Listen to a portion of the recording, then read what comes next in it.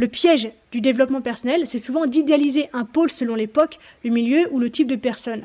Dans certains espaces, on idolâtre le yin et on appelle ça conscience, et dans d'autres, on idolâtre le yang et on appelle ça puissance. Dans les deux cas, on finit par oublier que la vie est plus intelligente que nos préférences. Parce que le problème, c'est pas d'avoir un tropisme. On a toutes et tous des tendances, des affinités, des facilités. Le problème commence quand une polarité devient un refuge fixe, quand elle ne sert plus la vie, mais la défense, quand elle cesse d'être un mouvement et devient une tanière. Et c'est là que ça devient particulièrement intéressant, parce qu'on peut avoir l'air très yin, tout en étant intérieurement dans une rigidité très yang. Et inversement d'ailleurs, on peut méditer avec violence, on peut agir avec écoute, on peut parler beaucoup sans être vraiment yang si rien ne s'incarne réellement. On peut se taire avec une immense densité de présence et être dans quelque chose de très vivant.